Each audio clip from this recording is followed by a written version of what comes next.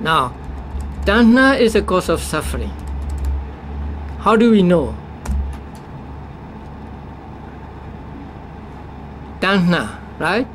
This craving or attachment is the cause of suffering. How do we know? Because tanha has the ability to produce river. I'll give you a very easy example. It may not, it cannot be applied to every situation, but I think it is very convincing. No, tanha, attachment. Nowadays, not nowadays, at any time, people are dying, right? In this city, many people will die today, right? And you go to the hospital and you may see many people dying, right? Or sometimes you hear people die in an accident, or let's say during the earthquake in Kobe, how many people died? Thousands of people died, right? And how did you feel about them? Sorry. Huh? How intense was that sorrow? Not much, right? Okay. If there was someone, what if there was a friend of you among those who died? You may suffer a little more, right? Because your friend was included in those who are dead, right?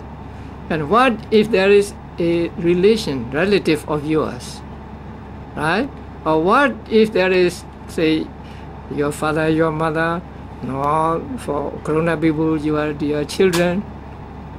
How would you feel that time? Much more. Very, very, very sorry for, right? So now we can consider about this. Why is the difference of intensity of sorrow there? If that sorrow caused by the death of the person, or that sorrow is caused by the attachment to that person. It is caused by attachment to that person, not just because the person died, right? Many people are dying every day, and we don't feel almost anything about many people. But if the person who dies is a friend of ours, or relative of ours, or someone whom we love dearly, we suffer more, right? So if our sorrow is caused by a death of a person, then we must have the same intensity of sorrow whenever a person dies, right? But now we have different levels of different degree of intensity of sorrow. Why? Because of our attachment. If we have much attachment to that person, we have much sorrow. If we have little attachment, we have little sorrow. If we have no attachment, we do not have any sorrow, right? So we can find that our sorrow is actually not caused by the death of the person, but it is caused by our attachment to that person who died. So in this way, we can understand that the real culprit of suffering is our attachment. Now, this is an easy example to understand, although it cannot be applied to everything. Okay, the other thing.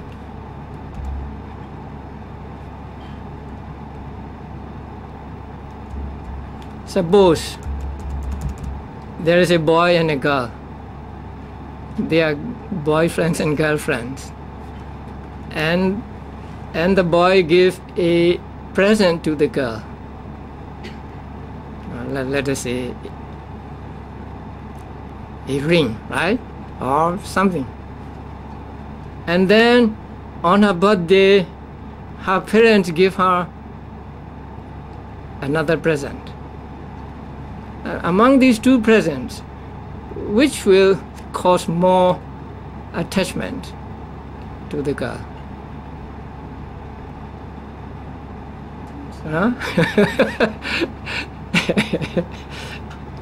A present given by the one you love dearly, and a present given by a friend, an ordinary friend, even though the present may be this of the same kind. Which present means more to you? The one given by the person whom you dearly love, right? So your attachment there, and suppose that present is lost, and you have sorrow, the loss of which will cause you more sorrow. The loss of one that is given by a dearly loved person, or the loss of one that is given by an ordinary person. Yeah, right. Huh? So here also, the cause of your sorrow, the intensity of the cause of your sorrow is not the loss of the thing, but the attachment you have for that thing. So in this way also, attachment is the cause of suffering, and not actually the loss of the thing.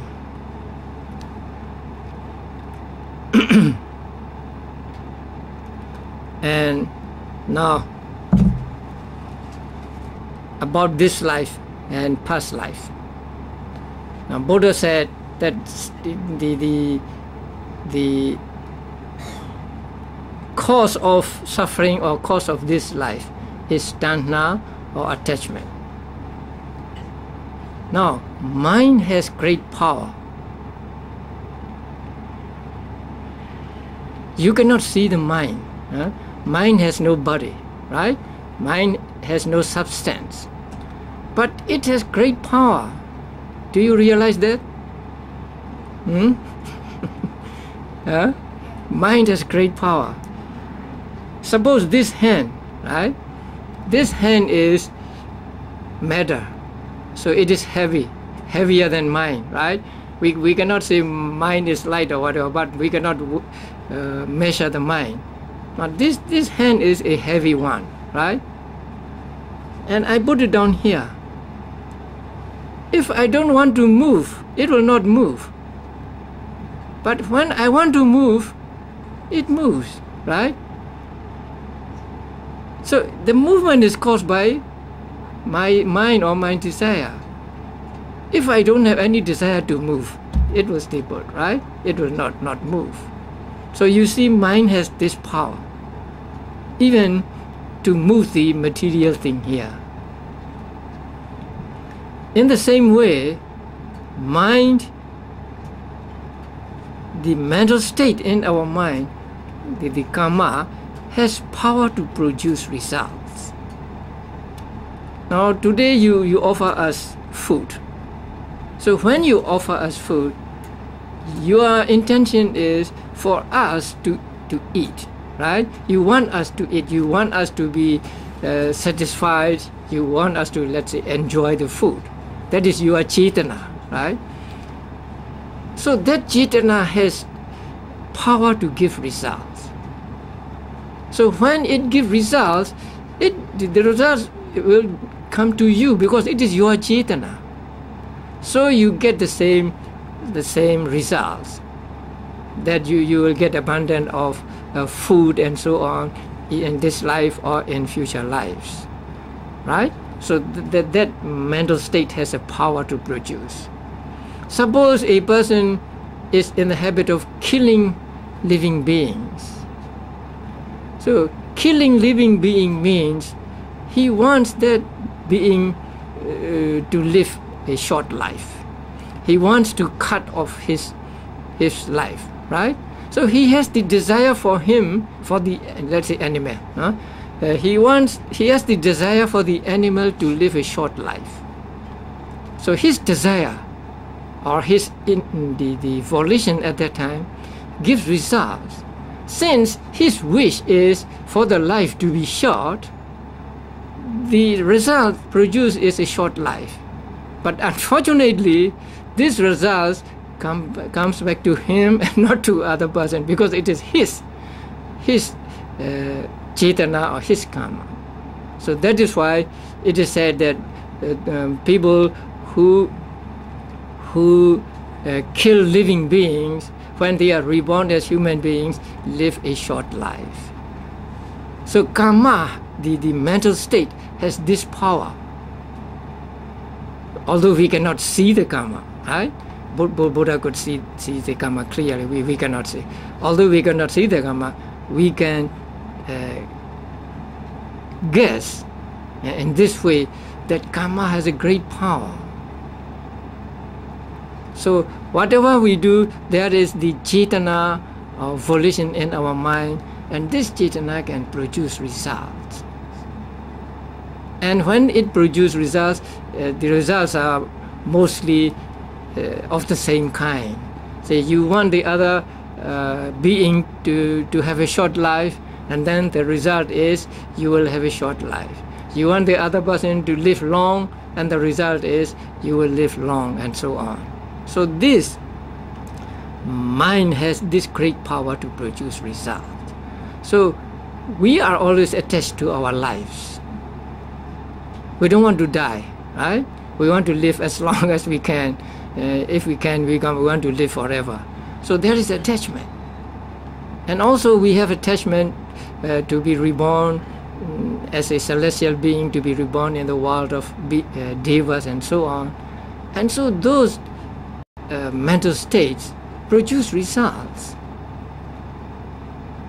So we can understand, although we do not see them clearly like on a screen, we can understand that this life is actually the result of my karma in the past, my attachment to life in the past. So in this way we can understand the second noble truth. This life is dukkha, and the cause of this life, dukkha, is the attachment in the previous lives. So in this way we can understand the second noble truth.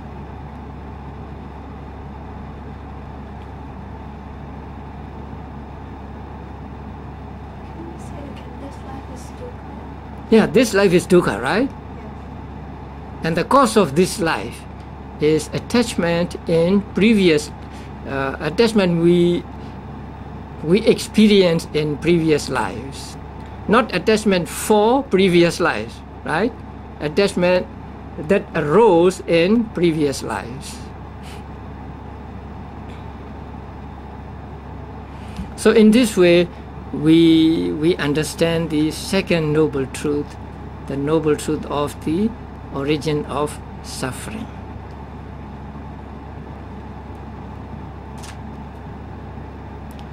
During the practice of vipassana, sometimes there may be moments of understanding in this way, especially during the stage of seeing the causes. Paccaya, it is called paccaya parigraha, comprehension of the causes. But you need to have some knowledge of the books to understand that. Now when you make notes of the objects, you can come to the understanding that because there is an object, there is a noting. If there is no object, there is no noting. Now suppose you have a wandering mind, and then you are making notes as wandering, and then wandering disappears. The moment wandering disappears, the noting mind also disappears. Now there is no noting mind, noting of the wandering. There's another mind noting another thing. So you see the cause-effect relationship between these objects and your mind. Because you want to move, there is moving, right?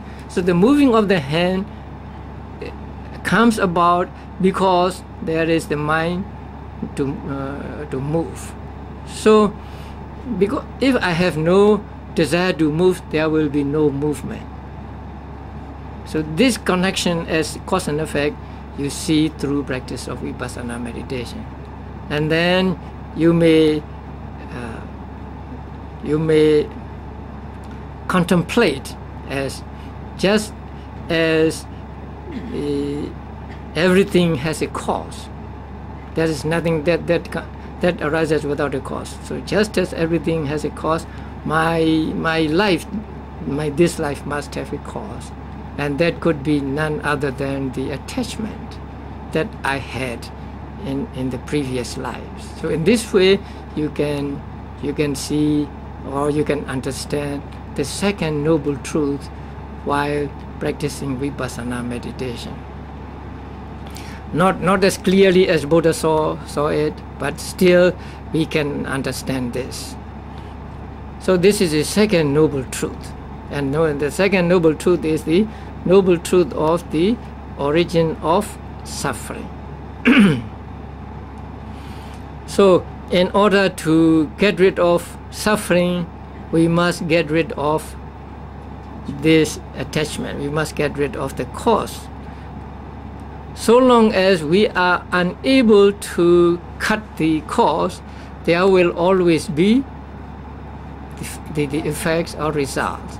So if we don't want the results, we must cut the cause. So cutting the cause is more important than cutting the results. You may pick the mangoes, every mango on the tree, but so long as the tree is not destroyed, so long as the roots are not destroyed, it will be producing mangoes again and again. So if you don't want the mangoes, then you have to treat the tree, you have to treat the roots with some chemical so that it loses its ability to produce fruits. So in the same way, if we do not want the fruits as dukkha here, then we have to act upon the cause of this dukkha, which is attachment. So we have to get rid of attachment in order to get rid of dukkha, which is the effect of the attachment.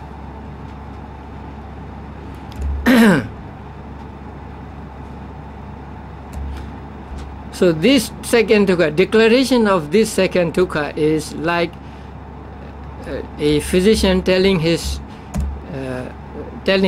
patient that your disease is caused by something, or say, I have found the cause of your disease. So once the disease is found, then it is possible to treat the disease or to cure the disease. So finding the cause of this disease, finding the cause of the dukkha as craving is actually a revolutionary idea in the history of religions. So no religion has ever pointed out that craving is a cause of suffering. So whenever they try to find the cause, they ended with the creation of the Brahma or the God. So only Buddha taught us that it is not the creation, but just this attachment to sensual things and so on, that is the real cause of suffering.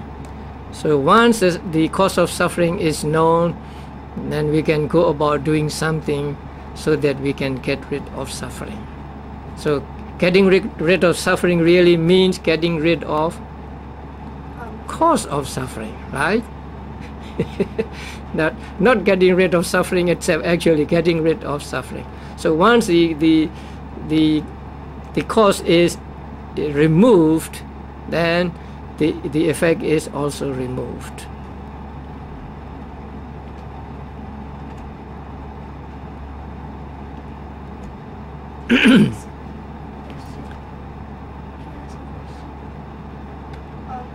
You said that like even if you were reborn in hell, Mm. you're attached to your life, right? Yes. But if you're in hell suffering, wouldn't you want to die quick so you can go to your next life?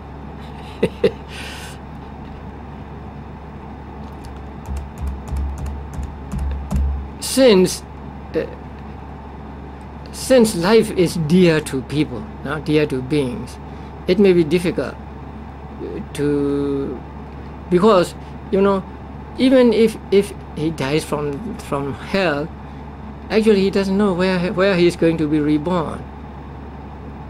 He may be reborn in hell again, or even a worse hell.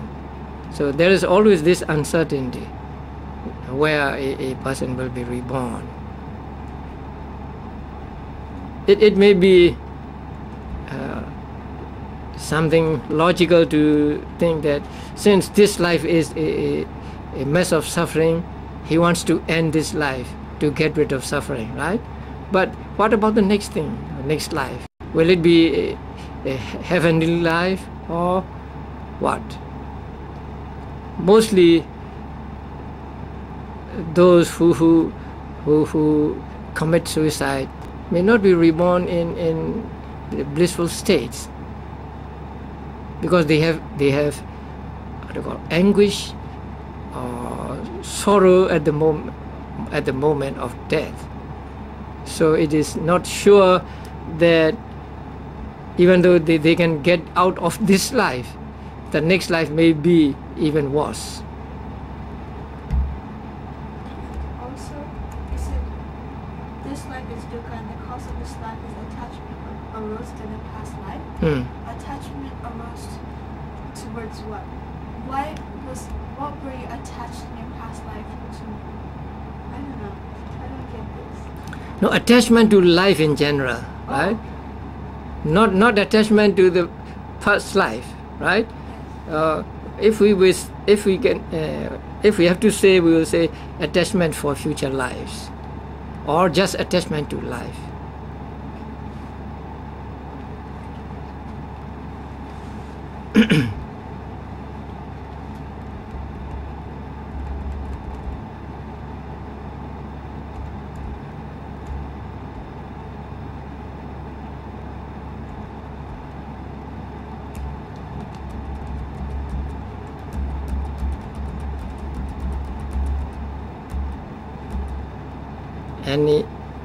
Any more questions? Oh no.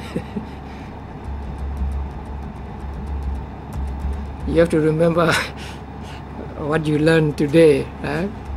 And you can talk with your mother.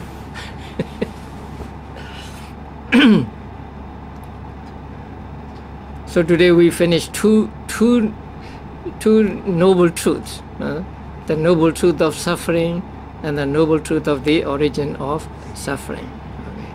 So tomorrow we will go through the other two noble truths.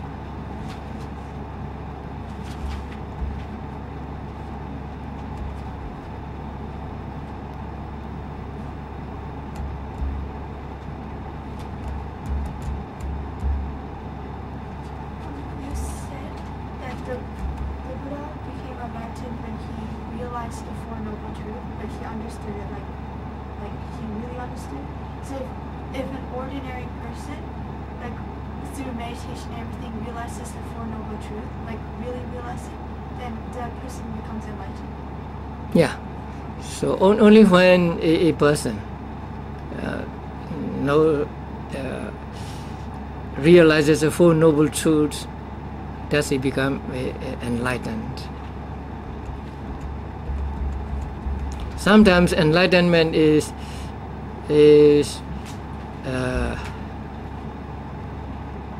described as seeing the Four Noble Truths.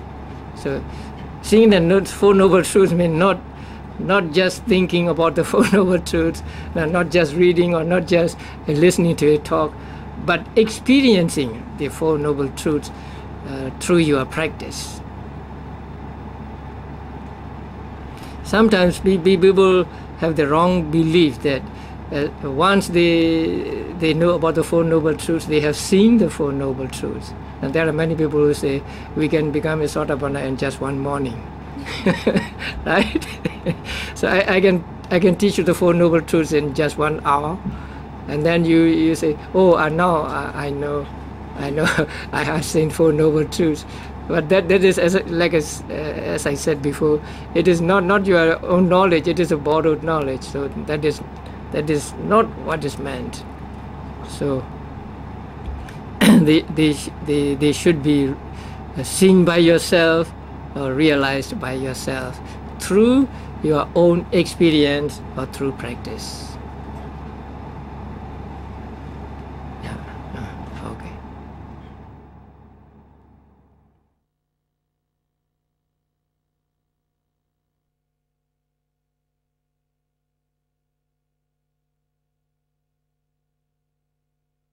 To the Blessed One, the Worthy One, the fully enlightened One, with gratitude and devotion, we pay homage to the compassionate and omniscient One, compassionate and omniscient One, who suffered for a long time, immeasurable, even by millions of world cycles, doing the practices that are extremely difficult to do,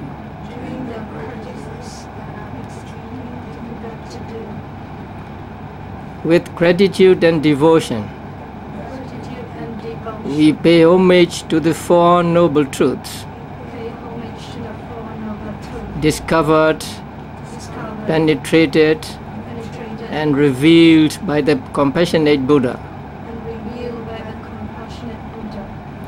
With gratitude and devotion, we pay homage to the Sangha, who brought the teaching of the Four Noble Truths down to the present time. With gratitude and devotion, we pay homage to our teachers,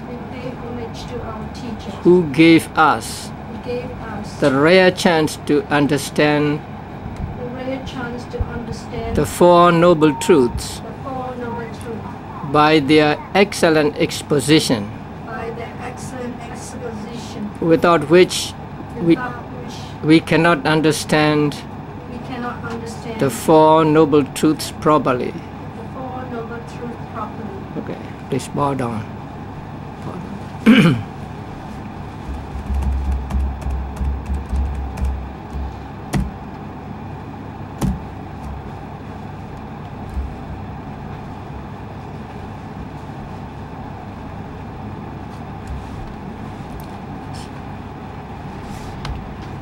So yesterday you studied the first and second Noble Truths.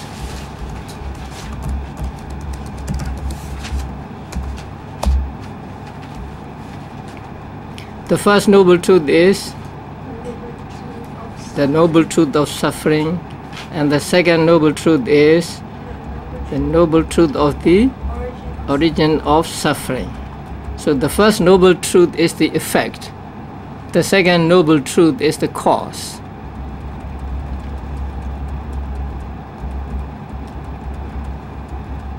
And in Pali, the first Noble Truth is called what? Dukkha. Dukkha Ariya Satya. So just Dukkha. And then the second Noble Truth is called Samudaya. S-A-M-U-D-A-Y-A.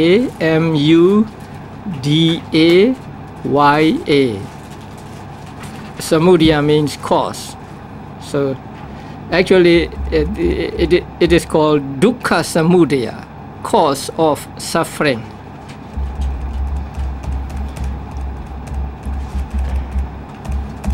And what is suffering? Suffering is everything. Everything in the world is suffering, right? In short, what what are said to be suffering? Correct? The last sentence, in short, In short, the five aggregates of clinging are suffering, right? So in detail, birth is suffering, aging is suffering, death is suffering, and so on. And then the second noble truth. What is the second noble truth? It is a cause of dukkha. And what is the cause of dukkha? craving. Craving, right? So in Pali it is called tanha. Okay, so tanha is the cause of suffering. But is tanha the only cause of suffering?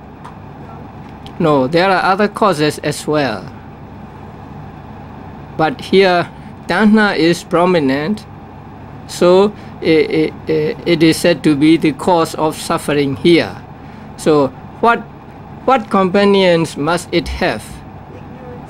Ignorance and karma, right? So these three produce rebirth. So what does ignorance do? Blindfolds. Okay. And what does craving do?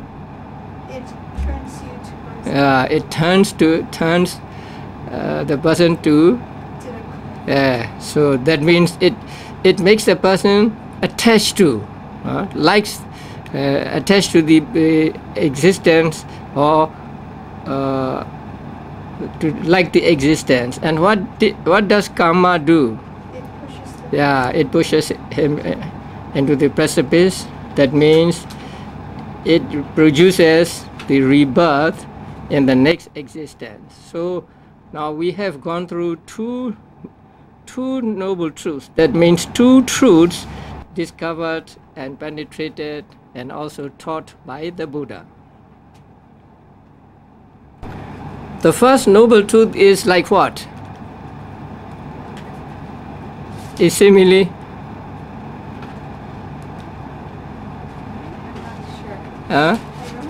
You're not sure? The first noble truth is like a disease, right? And the second noble truth is like the cause of the disease.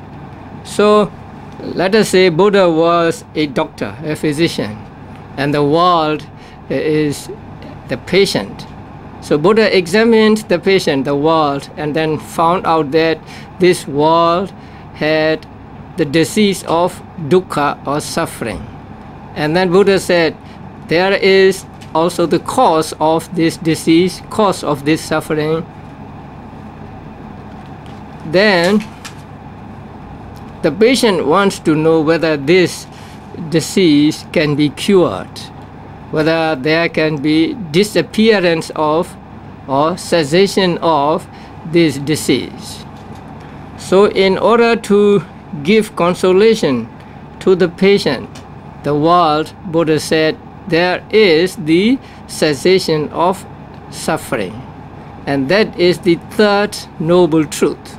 So the third noble truth is the noble truth of the cessation of suffering, the stopping of suffering, or the disappearance of suffering. But when Buddha described the third noble truth, he said it is the cessation of that very craving.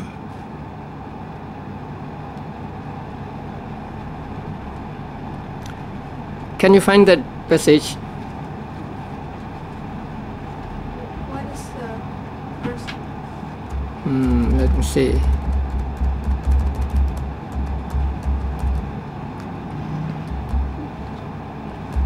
Yesterday's lessons, about the beginning of yesterday's lesson.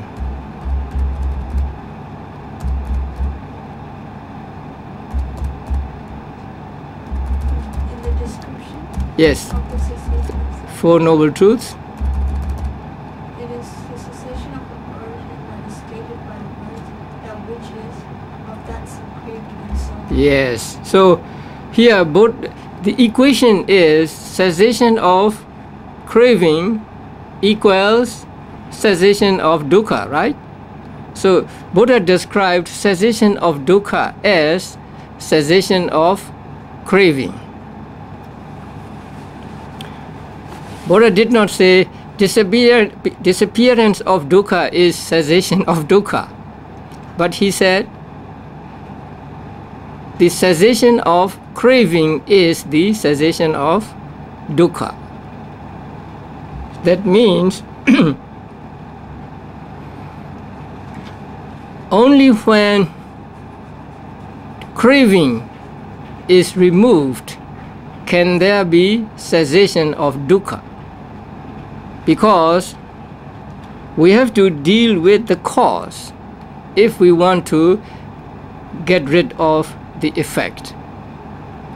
So we cannot deal with the effect if we don't want the effect. We must deal with the cause. So Buddha here said the cessation of dukkha is the cessation of craving or tanha. And here our commentator said Buddhas are like lions. So the lions always attack the real enemy or real source of the danger. But the other teachers are like dogs. Now when you throw a stone at the dog will follow the stone and not you, right? You throw a stone at the dog and then he will go after the stone but not after you. So those that belong to other faiths act like that, because when they practice mortification of the body as a means to eradicate mental defilements, now they are dealing with the effects and not the cause. The cause of suffering is tanha, but they do not do anything about tanha, but they are just afflicting their bodies. No, you know the word mortification? So they inflict suffering on themselves. So lying on the spikes, you know the spikes, thorns, lying on the thorns, or standing for a long time, and sitting in the sun, in the middle of four fires and so on. They think that if they do like that, their mental defilements will go dry. But actually that is not true, because they are dealing with the effect and not with the cause. Now Buddha always deal with the cause and not with the effect. So that is why here Buddha said the cessation of suffering is the cessation of that same craving. That same craving means that craving described as producing rebirth and so on.